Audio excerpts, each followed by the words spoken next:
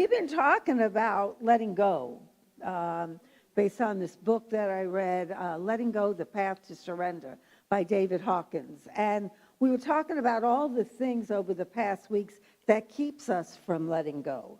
You know, all the negative emotions, such as anger and grief and all that stuff that we just put down in us, and then we can't let go. And we carry around this stuff like it's this big weight that we're carrying around, like a big bundle.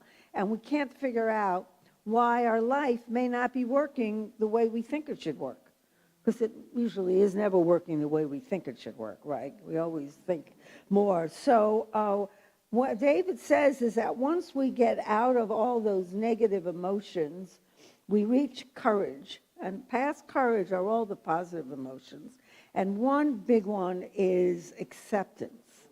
And acceptance is something that's very dear to my heart. So one of the first prayers that I ever got, because I was an atheist until I got into a 12-step program, was the serenity prayer, which is, God, grant me the serenity to accept the things I cannot change, the courage to change the things I can, and the wisdom to know the difference. I have to tell you, folks, I said that prayer a lot before I really began to understand what the prayer was about. See, I never could figure out what I was supposed to accept and what I had to change. And that was a problem because I couldn't figure that out. So I was trying to change the things I couldn't change instead of accepting it. And I was accepting things that I should have been changed. I had it all mixed up. It was all a mess and everything. So what can we change? What can't we change? What do we have to accept? And what does this prayer really mean? Because many people say it rotely. They just say it. But once we realize what it's saying, it changes everything. So it's, God, grant me the serenity to accept the things I cannot change. So what can't we change?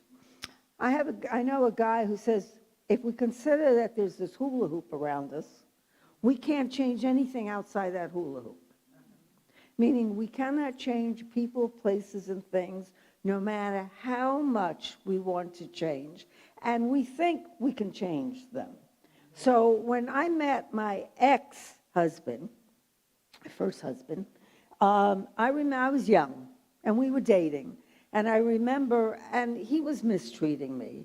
And I remember my mother saying something to me about the fact, you know, maybe you should think about this.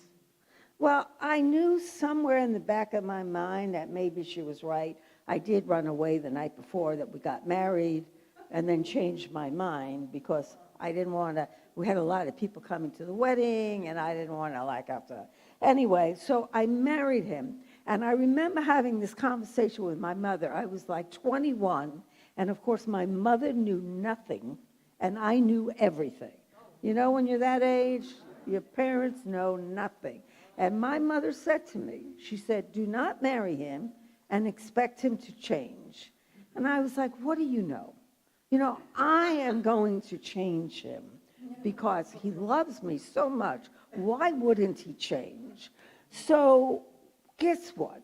He didn't change. So then I thought, I'm going to have a kid. And once we have a child, then it'll change. So we had a child. He didn't change. Then I thought, I'll have another one, right? Because if one doesn't work, try two.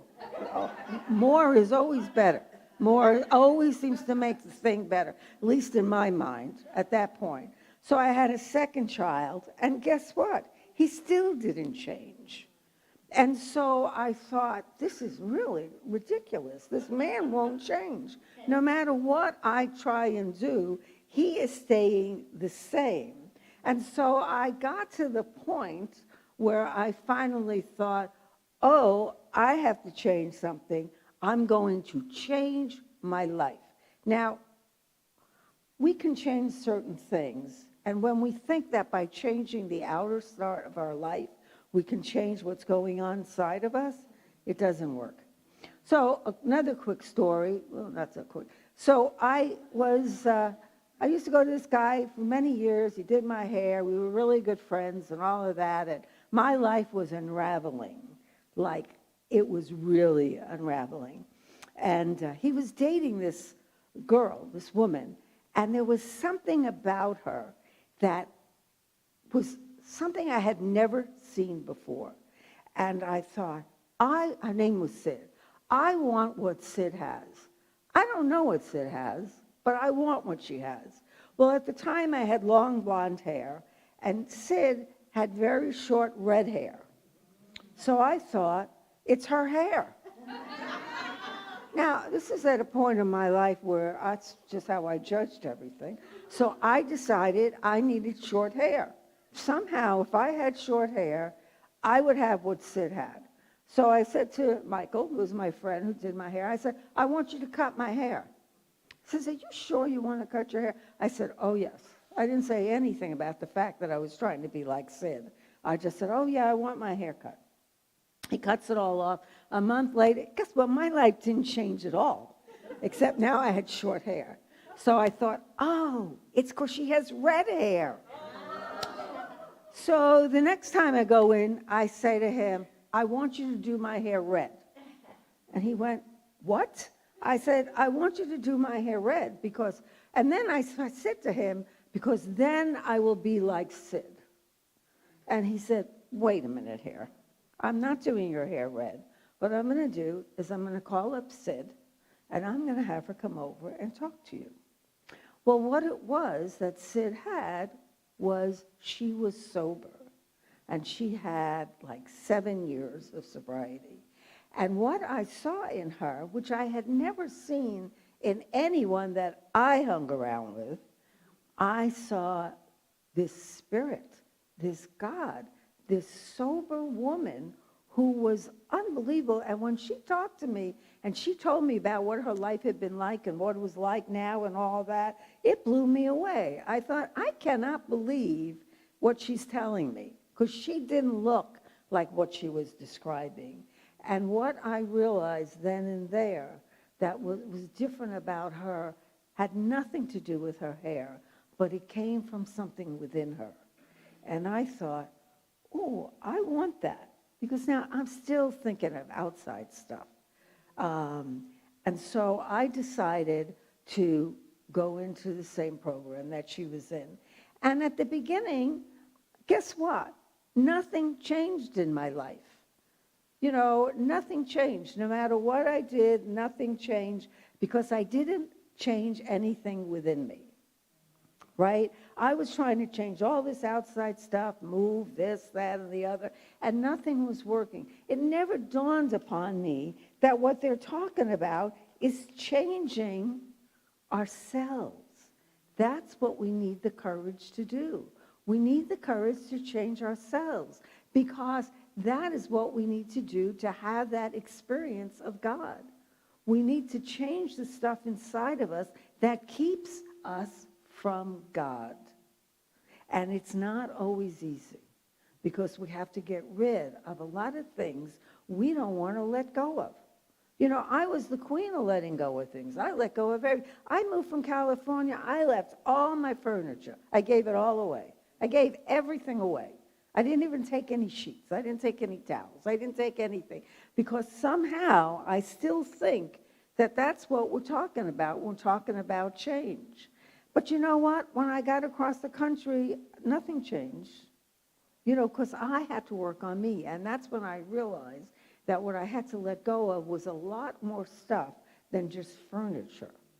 It was all the stuff that was keeping me from having a conscious contact with the God of my understanding. Because no matter how many years I've been in this, it is a program of constantly working on yourselves.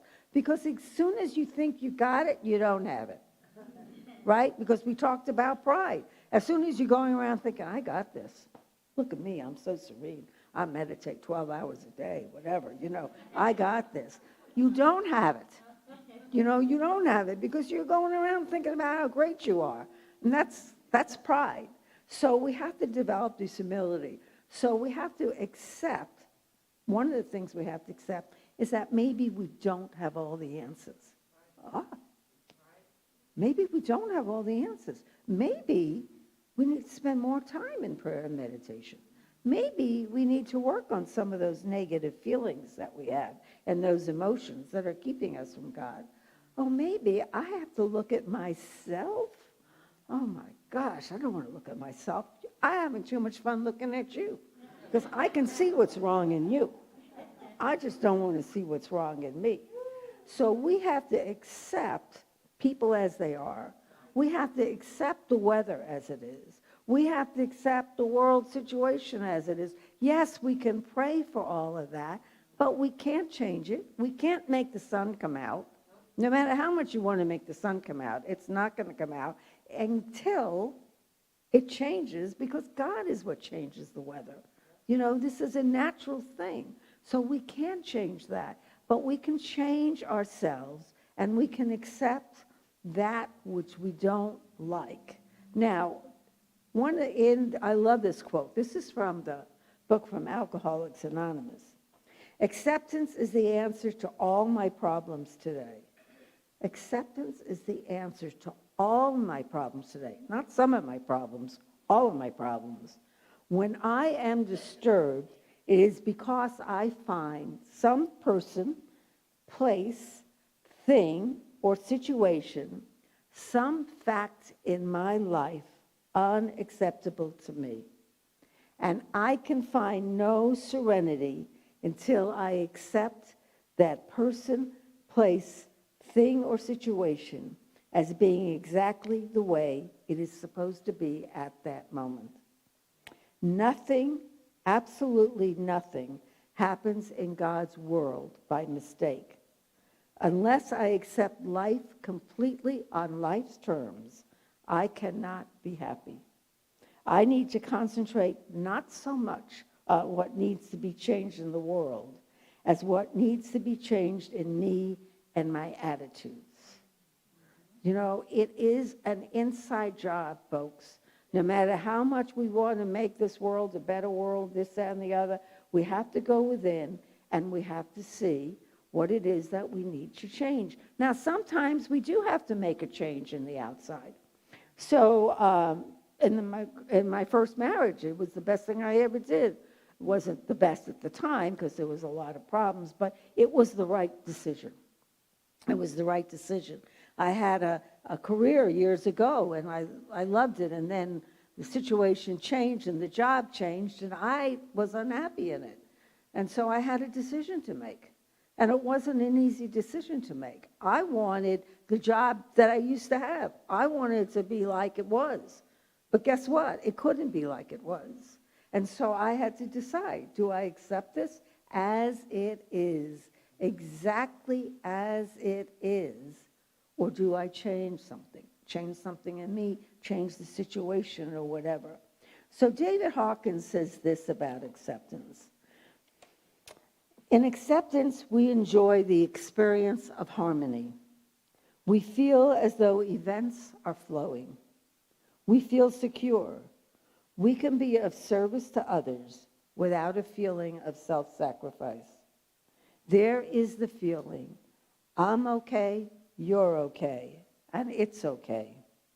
It is the feeling of belonging, connectedness, fullness, loving, understanding, and the feeling of being understood. It is a feeling of caring, warmth, and self-worth.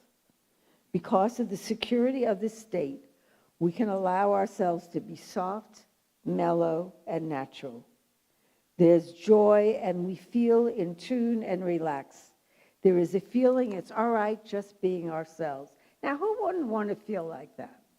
I mean, really, it almost sounds like it's too good to be true. And all we have to do is accept. Easier said than done, because there's a part of us, that ego, and ego stands for easing God out. That ego tells us, oh, you can change this. You can do this. You know what's right. You know what's best. You know how everything should be. If everyone would just act like you want to act and the world would just be like you want to be, it would be great. If you were president, no, you don't want to be president. You want to be emperor or something where you had a lot of authority. Then everything would be great. But it isn't, because of our ego. And he goes on to say, the way people appear to us from this space is that everyone is actually doing the best that they can with what they have at the moment that we see them. And that everybody is evolving toward perfection. Not everyone is perfect. Everyone is evolving to perfection. So, a lot of people say, well, I'm the way I am, I've had a terrible childhood. And lots of people have had terrible childhoods. Believe me, I've heard of a lot of bad childhoods. And we can blame our parents. But when we realize that our parents were just doing whatever the best they could do at the time. Nobody gets a book on how to be a parent. There's no manual out there that says this is it and this is great. They are being a parent based on what they were brought up with. And when we realize that, we stop blaming our parents and being a victim to life because of what our parents did. So I have a friend, had a terrible childhood. I mean, really bad. And we were talking just the other day, and she said something to me. I said, well, your childhood wasn't very good. And she says, I've stopped blaming my mother. My mother did the best that she could. And as a result of her doing the best that she could, I can now be a good mother to my kids, and I could be the person I want to be. I can be the mother that I wish I had. So instead of blaming her mother, she has decided to take that and become the mother that she always wished that she was. And she's a great mother. You see, when we accept this, that they're just doing the best that they could, and they weren't perfect. But you know what? Most of us aren't perfect. I mean, we're all really not perfect when you think about it. Only God is perfect. It says that in the Bible. Only God is perfect. We're all just like work in progress. We're a work in progress. And so when someone gets into that feeling of acceptance, they live from a higher state. So above acceptance in Hawkins' level of emotions is love and peace. And so what he says is the only way we can get to that higher state of consciousness of love and peace is through acceptance. We can't skip it. We can't go from courage to love and peace.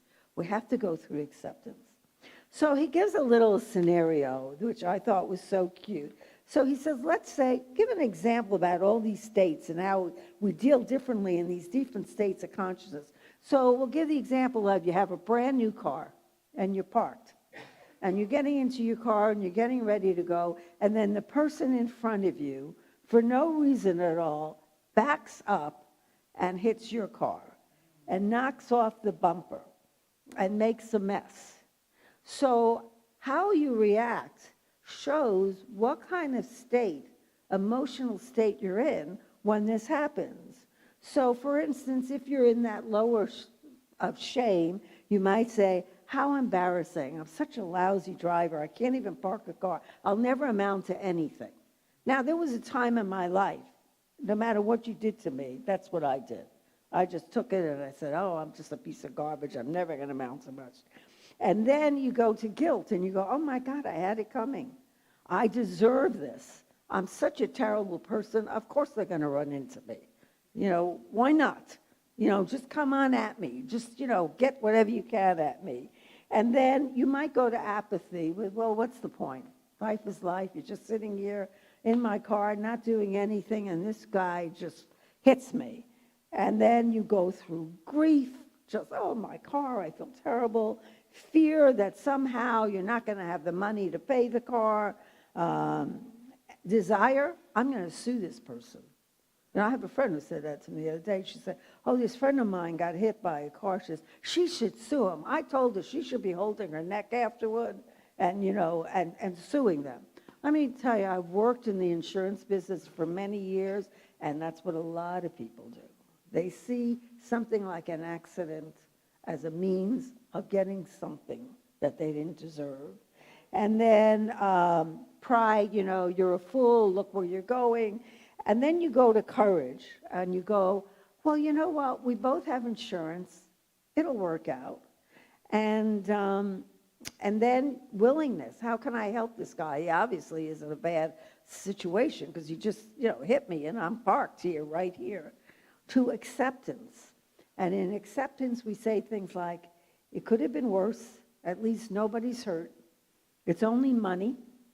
Anyway, the insurance company will take care of it. I suppose the guy's upset. That's only natural, and such things can't be helped. So that's acceptance. And it's a very kind of calm way of being. Now, if you were to get to love, which is a very high emotion, you would go, oh, I'm so sorry that you hit me. Is everything going okay in your life? Let's go have a cup of coffee. Let's talk about this. You put your arm around him and go, oh, it's all right. Everything's okay. Everything's going to be fine. Not that many of us get there.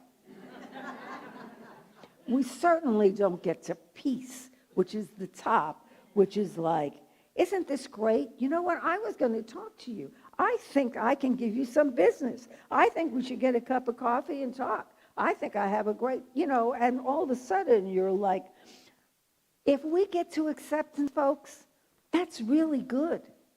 The first night when I was in Montreal, my car was stolen with a lot of belongings in it. And someone said to me, they said, you're really handling this really well. I said, well, I'm not certainly in love or peace. I just have to accept it. The fact of the matter is the car is gone. They don't recover the cars there because it's the car theft capital of the world, if you didn't know that. And I was told that by a police person. So it's a car theft capital of the world. They're kind of taking it as it is. And I thought, well, there's nothing I can do about it. I have insurance, and I just have to accept it. Because what can I do? And I'm fine with that. I am not, I wouldn't put my arms around the people who stole my car. And I wouldn't go that far. If I could see them, I wouldn't. But I'm happy with acceptance because that's not a bad place to be. That's when you accept things, your blood pressure doesn't go up, your cholesterol doesn't go up, you don't have all those issues because you're living life. It's okay. They're okay. I'm okay. And if I am not okay, not if they're not okay, but if I am not okay, then I need to look and see what I have to change. Not what they have to change, what I have to change. Because all I can do is look at me. So I invite you to close your eyes for a minute and think about maybe something going on in your life that you're just having an issue with it. And ask yourself this. Is it something that you need to accept? Because you can't change it. And then do you have the courage to go within, to look within, to see what it is that you have to change, what you can change, and ask yourself, are you willing to do it? When you can look at things that way, then you have that wisdom that the Serenity Prayer talks about. And that wisdom only comes from God. So the next time you're in a situation and you don't know what to do, I invite you to use this prayer, but really think about it. And when you do, you can change your life. We were meant to be happy, joyous, and free. And if we're not, we have to stop looking out there and looking within. Because that is where God is, within us. Just like Kyle sang earlier, And so we say, thank you, God, for your presence. Thank you, God, for your wisdom. Thank you, God, for allowing us to know what it is we have to accept and what it is we need to change. And so it is. Amen.